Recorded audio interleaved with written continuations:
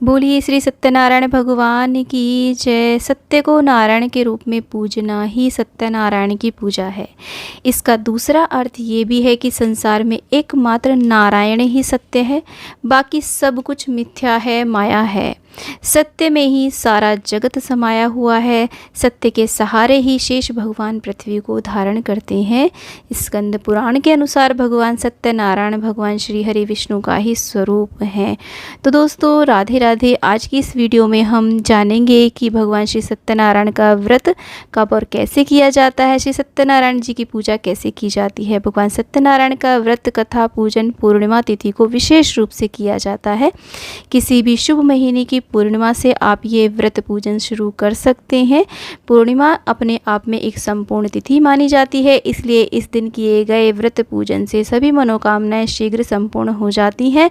घर में सुख समृद्धि आती है, क्योंकि भगवान सत्यनारायण भगवान श्री हरि विष्णु का ही स्वरूप है, तो इन व्रतों को विष्णु जी के व्रत भी कहा जाता है। पूर्णिमा व्रत पूजन का यानी कि श्री सत्यनारायण भगवान की कथा पूजन का हमारे धर्मशास्त्रों में विशेष महत्व बताया गया है। पूर्णिमा के दिन भगवान सत्यनारायण का व्रत पूजन करके उनकी कथा की जाती है। वैसे तो ये कथा किसी पंडित या पुरोहित से कराई जाती है, लेकिन यदि किसी कारणवश पंडित जी को या पुरोहित को बुलाना संभव ना हो सके तो आप स्वयं भी बहुत ही सरल तरीके से इस कथा पूजन को आप कर सकते हैं। बस पंडित के नाम की आपको थोड़ी सी दक्षिणा अवश्य रूप से निकाल करके अलग रख देनी चाहिए और बाद में आप इसे उन्हें दे सकते हैं। किसी भी शुभ कार्य से पहले या मनोकामना पूर्ण होने पर मनोकामना पूर्ति के लिए सत्यनारायण भगवान की कथा सुनी जाती है। पूर्णिमा के दिन इस कथा को सुनने का विशेष महत्व रहता है। सत्यनारायण व्रत कथा के दो भाग होते हैं, पहला व्रत पूजन, दूसरा सत्यनारायण व्रत कथा। कलयुग का सबसे कल्याणकारी व्रत होता है श्री सत्यनारायण भगवान का ये व्रत बहुत ही आसान और विशेष भी माना जाता है। सत्यनारायण भगवान की पूजा में गौरी, गणेश, नवग्रह और सभी दिक्पालों का भी स्वयं ही आवाहन हो जाता है सिर्फ सत्यनारायण भगवान का ध्यान करने मात्र से।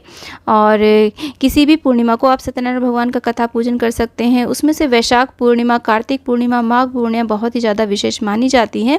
या फिर प्रत्येक गुरुवार को भी आप इनका पूजन कर सकते हैं, व्रत कर सकते हैं। परिवार में किसी के जन्म दिवस पर, कन्याओं का विवाह संपूर्ण होने के बाद में, किसी भी शुभ अवसर से पहले या फिर शुभ अवसर के बाद में आप इस पूजन को कर सकते हैं। जीवन में यदि आप किसी भी प्रकार की समस्याओं का सामना कर रहे हैं तो उनके निवारण के लिए भी आप श्री सत्यनारायण भगवान की कथा पूजन आदि करा सकते हैं या स्वयं भी कर सकते हैं। इस कथा से हमारी सभी मनोकामनाएं पूर्ण होती हैं, जीवन में सुख समृद्धि आती है। जो लोग महीने में आने वाली प्रत्येक पूर्णिमा को श्री सत्यनारायण भगवान का कथा पूजन करते हैं, उनकी सभी मनोकामनाएं पूर्ण होती हैं। तो दोस्तों ये था श्री सत्यनारायण भगवान के व्रत पूजन कथा का महत्व। आप जानते हैं पूजा विधि के बारे में। सुबह सवेरे स्नान आदि से निवृत्त होकर आप शुद्ध हो जाएं। अपने घर पूजा स्थल की अच्छे से साफ सफाई करें। घर के मुख्य द्वार पर आम या अशोक के फूलों का आप बंधनवार लगाएं। घर के द्वार पर हो सके तो छोटी सी रंगोली बनाएं। माँ लक्ष्मी, विष्णु के चरण बनाएं। हो सके तो द्वार लक्ष्मी, अपनी जो चौखट होती है, जो द्वार लक्ष्मी होती है, जिसे हम कहीं कहीं पर दहलीज भी कहते हैं, उसका पूजन अवश्य करें, क्योंकि पूर्णिमा की तिथि होती है। माता महालक्ष्मी की विशेष कृपा इस दिन प्राप्त हो जाती है। और हो सके तो इस पूजन को परिवार के सभी सदस्य मिल करके करें, क्योंकि जब भी सत्यनारायण भगवान की कथा की जाती है तो परिवार के सभी सदस्य उसमें अवश्य रूप से सम्मिलित होते हैं। पति पत्नी यदि हैं तो दोनों जोड़े से आप इस पूजन को करें। यदि दोनों साथ साथ हैं उस समय पर तो जोड़े से आप इस पूजन को करें, तो घर में बहुत ही ज़्यादा मधुरता, सुख समृद्धि बनी रहती है। वैसे तो ये पूजन केले के वृक्ष के नीचे किया जाता है, परंतु केले का वृक्ष यदि आपके घर में नहीं है, आप बाहर नहीं जा सकते हैं, तो आप केले के पत्तों से एक मंडप बना करके भी आप इस पूजन को कर सकते हैं। इसके लिए हमें एक चौकी लगानी होती है। चौकी आप पूर्व या उत्तर दिशा की ओर मुख करके आप लगा सकते हैं। इस प्रकार से चौकी को रखें कि आपका मुख इन दिशाओं की ओर रहे। तो दोस्तों आज का जो ये पूजन है मैं केले के वृक्ष के नीचे करके दिखाने वाली हूँ। तो मैं ये पूजन खुले में छत पे कर रही हूँ। मैंने छत को इस तरीके से देखिए लाल मिट्टी से लीप लिया है, वहाँ पे गमले को स्थापित कर लिया है। साइड में हम यहाँ पर कलश की स्थापना करेंगे। कलश के गले में आप मौली कलावा बांध लें और नीचे मैंने यहाँ पर हल्दी, कुमकुम, अक्षत और कुछ पुष्प डाले हैं। आप चाहें तो अष्टदल कमल बना सकते हैं। यहाँ पे चौकी भी स्थापित कर सकते हैं, लेकिन जब हम भूमि को लीप लेते हैं तो वो शुद्ध पवित्र हो जाती है। उसके अंदर पंचपल्लव, आम के, अशोक के पत्ते आप लगा लें और कलश के अंदर हम जल, गंगा जल, सिक्का, सुपारी, लौंग, इलायची, हल्दी की गांठ डाल करके एक प्लेट के अंदर थोड़े अक्षत और पुष्प रख करके नारियल स्थापित करें। इस तरीके से देखिए स्वास्तिक अवश्य रूप से बना लें। तो इस तरीके से कलश की स्थापना हो जाती है। कलश की स्थापना की कई सारी वीडियोस आपको मेरे चैनल पे मिल जाएंगी, जिसमें पूरे विस्तृत रूप से कलश की स्थापना करना बताया गया है। अब केले के जड़ की यानी कि तने के पास में हम इस प्रकार से भगवान श्री सत्यनारायण को हम अक्षत और पुष्प के ऊपर विराजमान करेंगे, माला अर्पित कर देंगे और इस तरीके से मिट्टी का एक ढेला लेकर के हम गणेश जी की स्थापना करें। आप चाहे तो गणेश जी की मूर्ति या फिर सुपारी से भी बना सकते हैं। ये तरीका मैंने अपने गांव में, जब कभी पंडित जी हमारे यहाँ सत्यनारायण भगवान की कथा करने आते थे तो वो इस तरीके से गौरी गणेश बनाते थे। तो मैं भी आज इसी तरीके से गणेश भगवान की स्थापना कर रही हूँ। और चाहे तो आप नवग्रह की भी स्थापना कर सकते हैं और यहाँ पर नहीं तो उनका ध्यान करके भी आप इस पूजन को कर सकते हैं। और एक अक्षत पुष्प डाल करके हमने एक प्लेट के अंदर इस प्रकार से दीपक की स्थापना कर ली है। धूप दीप यहाँ पर प्रज्वलित करते हैं। हाथ में कुछ अक्षत पुष्प लेकर के देखिए सर्वप्रथम आप अपना शुद्धिकरण करें, जल का छींटा अपने ऊपर दे लें। उसके बाद में अक्षत पुष्प लेकर के सभी देवी देवताओं का आप आवाहन करें, अपने पूजन का संकल्प लें, प्रार्थना करें कि हमारा पूजन निर्विघ्न संपन्न हो और हमने जिस मनोकामना पूर्ति के लिए ये व्रत पूजन किया है वो संपूर्ण हो। देखिए ये जो पूजन है आप चाहे तो सुबह के टाइम कर लें या फिर आपके पास टाइम नहीं है तो आप शाम को भी इस पूजन को कर सकते हैं। व्रत रख के भी ये पूजन किया जा सकता है या बिना व्रत रखे भी ये पूजन किया जा सकता है, परंतु पूजन करने तक आपको व्रत अवश्य रखना है। तो देखिए सबसे पहले हमने गणेश जी को स्नान कराया है, सभी को स्नान करा दिया जल का छींटा दे करके और केले की जड़ में हमने थोड़ा सा जल अर्पित किया है। उसके बाद में हम अग्निदेव का पूजन कर लेते हैं। दीपक का हम पूरे विधि विधान से टीका करके अक्षत पुष्प अर्पित करके पूजन करेंगे। उसके बाद में हम गणेश जी को इस प्रकार से देखिए टीका करेंगे, अक्षत पुष्प अर्पित करेंगे, धूप दीप दिखा देंगे। तो गणेश जी का पूजन करेंगे, दूर्वा अर्पित कर दें यदि आपके पास हो तो।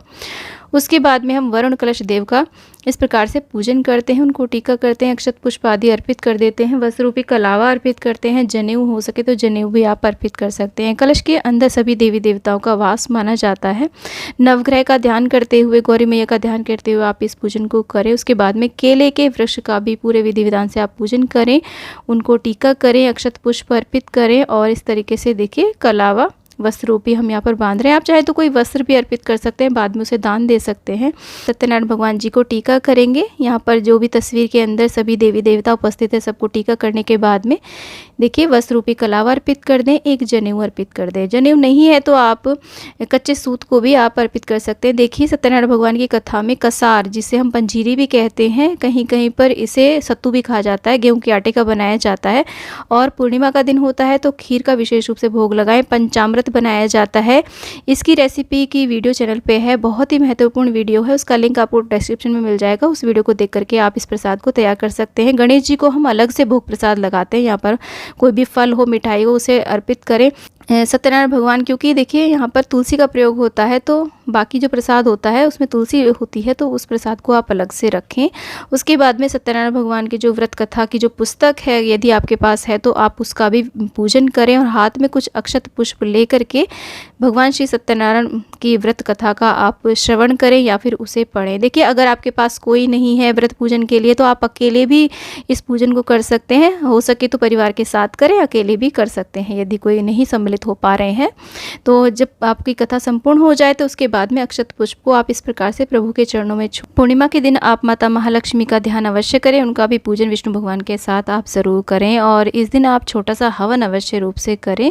चाहे तो आम की लकड़ी के ऊपर भी कर सकते हैं या गाय के उपले के ऊपर भी कर सकते हैं। सर्वप्रथम देखिए हवन कुंड का पूजन कर लें और 5 आहुतियाँ घी की दें, गणेश जी के नाम की दें और इसमें आप अपने पितरों के निमित्त भी आहुतियाँ दे सकते हैं, भगवान विष्णु के नाम की भी आहुतियाँ दे सकते हैं। कोई भी मंत्र बोल करके आप आहुतियाँ दे सकते हैं, 5, 7, 11, 21, 51 और इस नवग्रह के नाम की भी आप आहुतियाँ दे सकते हैं। महामंत्र जय मंत्र का जाप करते हुए भी आप आहुतियाँ दे सकते हैं। इस प्रकार से तो बहुत ही ज़्यादा शुभ रहता है। पूर्णिमा के दिन आप इस प्रकार से हवन अवश्य करें और बीच बीच में आप घी की आहुतियाँ देते रहें। इस हवन में यदि परिवार के सभी सदस्य सम्मिलित होते हैं तो बहुत ही ज़्यादा शुभ रहता है। उसके बाद में जो भी भोग सामग्री आपने बनाई है, पूर्णिमा के दिन खीर अवश्य रूप से बनानी चाहिए। तो इस प्रकार से थोड़ी सी खीर अर्पित करें। अगर आपने कसार यानी कि पंजीरी बनाई है तो उसे भी इस प्रकार से अर्पित करें। पंचामृत बनाया है उसे भी अर्पित करें। देखिए सत्यनारायण भगवान की पूजा में पंजीरी और पंचामृत का विशेष महत्व रहता है, साथ में उसमें तुलसी अवश्य डाली जाती है। तो इस भोग प्रसाद को आप अवश्य बनाएं। उसके बाद में जल से आचमनी करा दें और प्रार्थना करें, क्षमा याचना करें और उसके बाद में कपूर से आरती करें। गणेश जी की, सत्यनारायण भगवान की, आप चाहें तो ओम जय जगदीश हरे की भी आरती कर सकते हैं। देखिए पूर्णिमा होती है, चंद्रमा अपनी पूर्ण कलाओं में होता है, तो इस दिन चंद्रमा का विशेष रूप से पूजन करना चाहिए। इस प्रकार से एक दीपक जलाएं।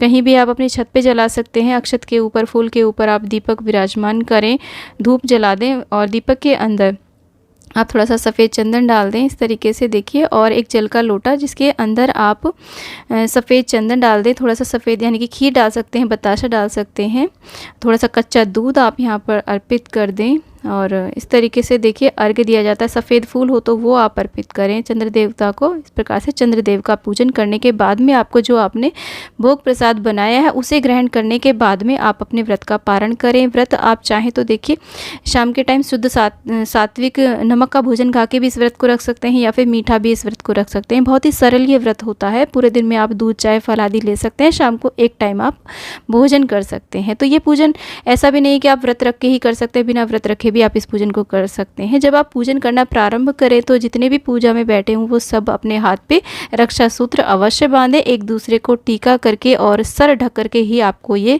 व्रत कथा पूजन करना होता है। इस प्रकार से पूजन संपूर्ण होने के बाद में आप भोग प्रसाद को भक्तजनों में वितरित कर दें और जब यहाँ से अग्निदेव शांत हो जाएं तब आप अपनी चौकी को हटा सकते हैं और कलश को थोड़ा सा हिला दें और सत्यनारायण भगवान की तस्वीर को भी हल्का सा हिला करके पीछे हटा करके आप सभी देवी देवताओं से अपने लोगों को प्रस्थान करने के लिए प्रार्थना करें। उनसे प्रार्थना करें कि जब हम आपका आवाहन करें तो पुनः हमारी पूजा सेवा स्वीकार करने के लिए यहाँ पर अवश्य रूप से पधारें। इस प्रकार से आप चौकी का विसर्जन कर सकते हैं। कलश के नारियल को आप प्रसाद के रूप में ग्रहण कर सकते हैं।